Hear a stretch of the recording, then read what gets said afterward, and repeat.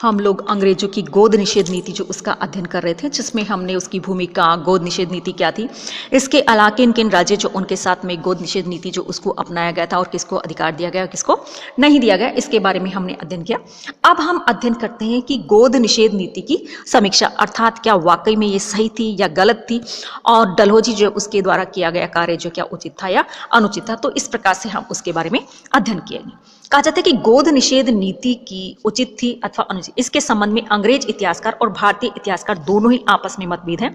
अंग्रेज इतिहासकारों का कहना है कि यह नीति 3 सिद्धांतों के आधार पर लागू हुई थी। पहली तो यह कि भारत में ब्रिटिश सर्वोच्च शक्ति थी। दूसरी यह कि अधीन राज्यों को गोद लेने का अधिकार सर्वोच्च शक्ति की स्वीकृति से ही वैध माना जा सकता था।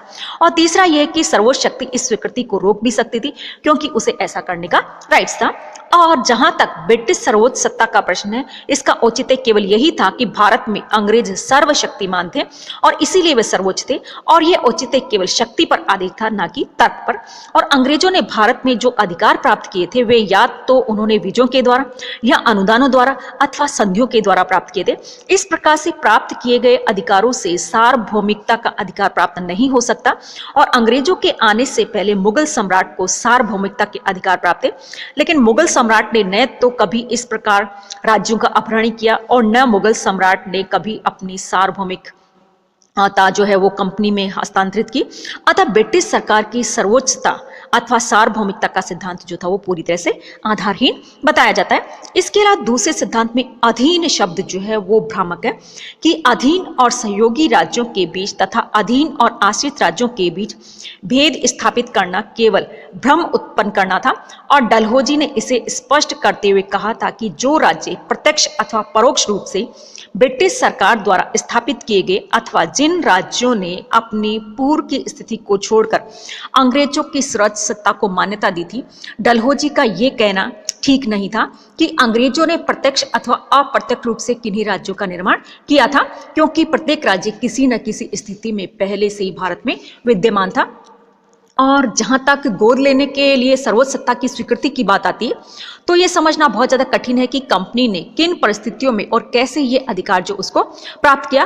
कि ली वार्नर ने मुगल साम्राज्य या मराठा पेशवा के सार्वभौमिकता के आधार पर इन अधिकारों की चर्चा की है, लेकिन मुगल सम्राट या मराठा पेशवा ने कभी भी अपने इस अधिकार का प्रयोग नहीं किया।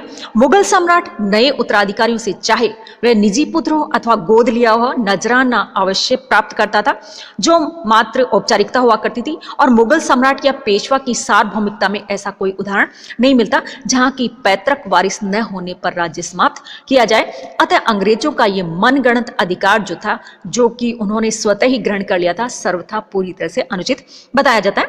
और तीसरा सिद्धांत ये कि सर्वोच्च सत्ता गोद लेने की स्वीकृति को रोक सकती है, वो भी पूरी तरह से गलत थी। यद्यपि मुगलों के पास में यह अधिकार था, लेकिन हिंदू समाज की विचित्र स्थिति होने के कारण उन्होंने कभी भी इसकी स्वीकृति जो उसको नहीं रोका था।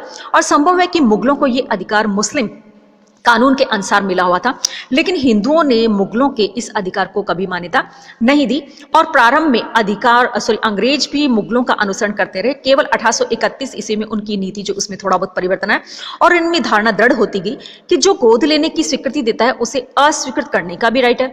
लेकिन उसकी ये धारणा बिल्कुल बेबुनियाद थी, और अंग्रेजों ने भारतीय शासकों से जो संधियां की थी उनमें भी ये उल्लेख नहीं किया गया था कि सर्वोच्च सत्ता को गोद लेने की स्वीकृति अथवा अस्वीकृति देने का अधिकार है। न अंग्रेजों ने इस प्रकार का कोई कानून बनाया था। इसलिए स्पष्ट है कि अंग्रेजों को गोद लेने से रोकने का कोई कानूनी या नैतिक या अधिकार नहीं था, न वे इस अधिकार को प्रयोग किसी परंपरा के आधार पर ही कर सकते थे। और कहा जाता है कि अंग्रेज इतिहासकार जो उन्होंने ये भी कहा कि इस नीति से भारतीय राज्यों के लोगों की बड़ी प्रसन्नता हुई थी, क्योंकि भारतीय राज्यों की प्रजा ने ब्रिटिश शासन को अपने राजाओं के अत्याचारों से बचने का उपाय माना था। किंतु आगे चलकर घटित होने वाली घटनाओं से इस कथन का खोखलापन जो वो भी हमें पता चल जाता है, कि जैसे नागपुर, झांसी आदि राज्यों के लोगों का 1857 के विप्लव में सक्रिय भाग लेना इस बात का प्रमाण है कि इन राज्यों के लोगों को गोद निषेध नीति जो है बिल्कुल भी पसंद नहीं आती, बल्कि वे क्रोध से पागल हो उठे थे। और इस विप्लव ने यह सिद्ध कर दिया था कि डलहौजी की गोद निषेध नीति अनैतिक और पूरी तरह से अनुचित थी। इसीलिए विप्लव के बाद ब्रिटिश सरकार ने भारतीय राजाओं को गोद लेने के अधिकार जो उसको मान्यता प्रदान की थी। और इसमें कोई संदेह नहीं कि डलहौजी की नीति से कंपनी साम्राज्य का विस्तार हुआ और कंपनी की आय जो उसमें भी काफी वृद्धि हुई और इंग्लैंड को कच्चे माल की मंडियां जो वो भी आसानी से मिल गई थी। किंतु डलहौजी की ये नीति कंपनी शासन के लिए बड़ी ही आत्मघाती सिद्ध हुई थी, क्योंकि विप्लव की समाप्ति के बाद भारत में कंपनी शासन जो उसका अंत होने शुरू हो गया था।